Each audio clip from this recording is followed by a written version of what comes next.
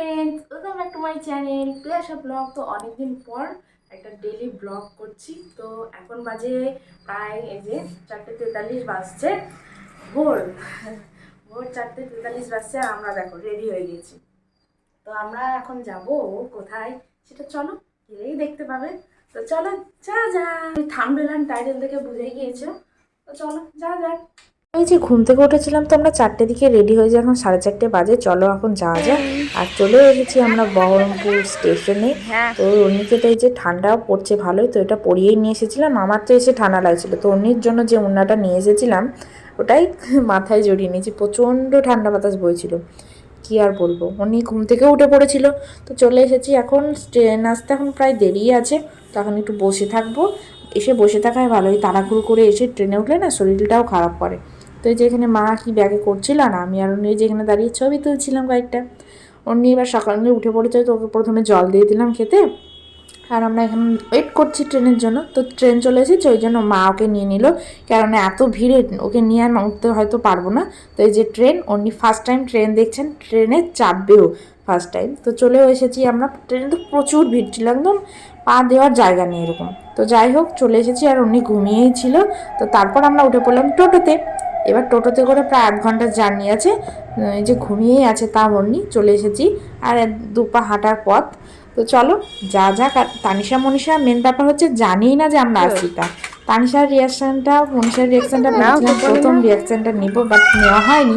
যাই হোক চলো, তানিশা টিউশন গেছে। আসি, তুমি জানতে না যে আসবো?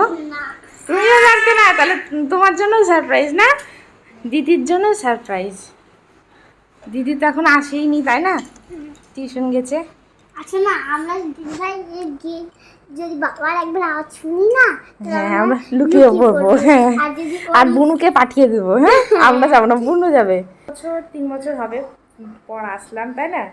তো তাও আসা হতো না। তানিশার কি কান্না, আমার জন্মদিন আসবে, তোমরা সবাই আসবে, সবাই আসবে। তো ওই জন্য আসা, কান্না করছিল। তো ওই জন্যই আসা।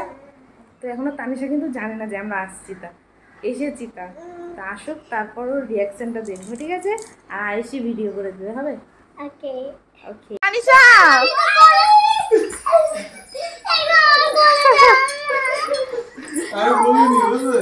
ও বলে তাই ভালো, এই ওরনি ভালো করলো।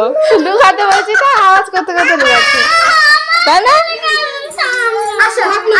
জুতো হাতে দেয় না। ও ও আঙুরগুলো নাচছে, মজা লাগছে। 8টার মধ্যে আমরা চলে এসেছিলাম। তো যাই হোক, সকালে যে টিফিনটা সেরে নিচ্ছি লুচি তরকারি দিয়ে। আর এই যে 3 বোন এখন ফোন দেখছে। আমাদের বার্থডে কালকে দেখি। ওয়াও, এই যে আমাদের বার্থডে গার্ল। এখন এই যে তানিশার পুতুল। এখন তানিশা কি করবে? এখন ভাত খাবো, পুতুলা হাম খাবো। যে দুপুরে রান্না করে খাবার সাজিয়ে দিয়েছে পম্পা, 2 বোনে বসে পড়েছে, আর আমি করছি ভিডিও। তো চলো, অন্যকে মা নিয়ে গেছে, কেননা এই খাবার দাবার দেখলে না ও একদম করে দেবে, লেটে ঘেটে এক করে দেবে। তারপর এটা হচ্ছে সন্ধ্যাবেলার ভিডিও। এই যে 3 বোনে রেডি হয়ে গেছে আবার, এখন হবে কেক কাটিং। তো চলো এখন কেক কাটিং করা যাক, তাই তো? আর কেমন লাগছে 3 বোনকে অবশ্যই কিন্তু জানাবে তোমরা। ও তো মাথায় মুকুটটা পড়ছিল না, যেই পরিয়ে দিচ্ছে খুলে দিয়েছে। তো যাই হোক চলো কেক কাটিং করে থাকো। Happy birthday Tanisha, happy Tanisha, happy birthday. না কেক কাটিং করো। এই যে কেক কাটিং করে খাওয়া দাওয়া করে আমরা শুয়ে পড়েছিলাম, তারপরে আর ভিডিও করা হয়নি। তোমাদের ভিডিওটা কেমন লাগলো অবশ্যই কিন্তু জানাবে। ভালো লাগলে লাইক শেয়ার কমেন্ট অবশ্যই করবে, যারা সাবস্ক্রাইবও করো।